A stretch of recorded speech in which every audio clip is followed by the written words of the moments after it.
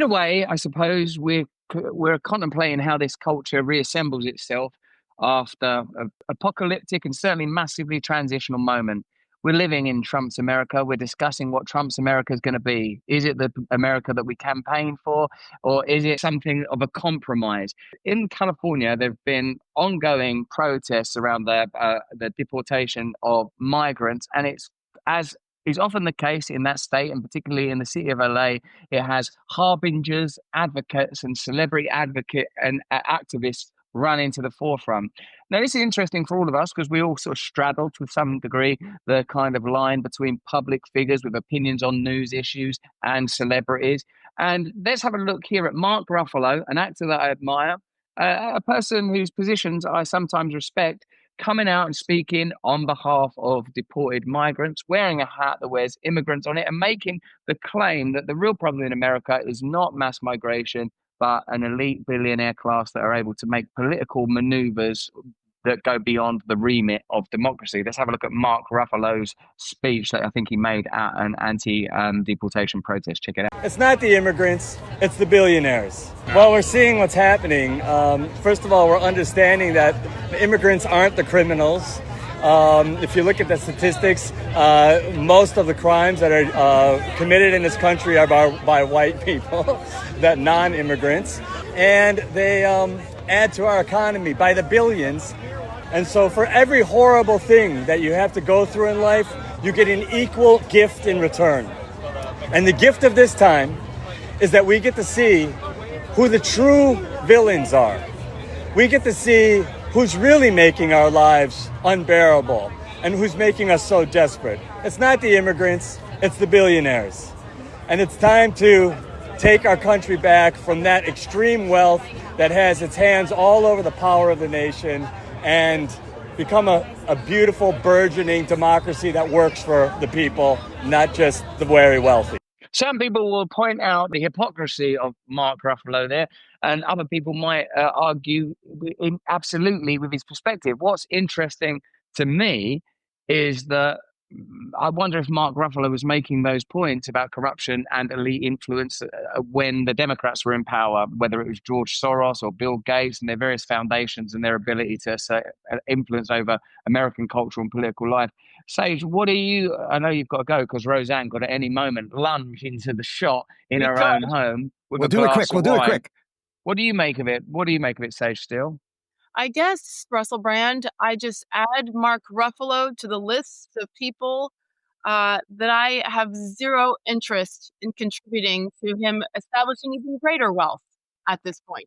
I looked him up during that clip, and it says he's worth anywhere between $35 and $90 million. Oh, that's exactly what I was about to do right here. Yeah, so, okay, he's not a billionaire, but he's not hurting. And I just don't think that it's genuine what they're saying. I don't believe Mark Ruffalo, and add all the other list of celebrities, a very long list. I don't believe they're that stupid to know to think that this is just about people getting rich. This is about protecting our country and protecting America. Of course, we welcome immigrants. How many times do we have to go through this? Every single one of us is here. I guess you're not fully one of us, Lord Pippin. However, we take you as one of us. I claim you as ours. We think of you that way. Yeah. We absolutely do. And at the end of the day, everybody comes from somewhere else, somewhere down in their lineage. And the key is to what?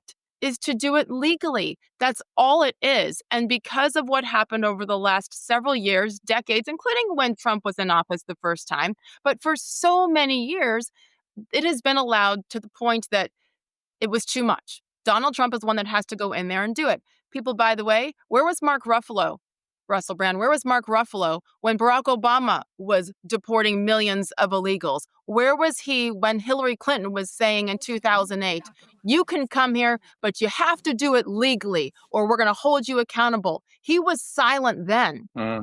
Their hypocrisy, we've talked about hypocrisy a lot on this show. It is thick.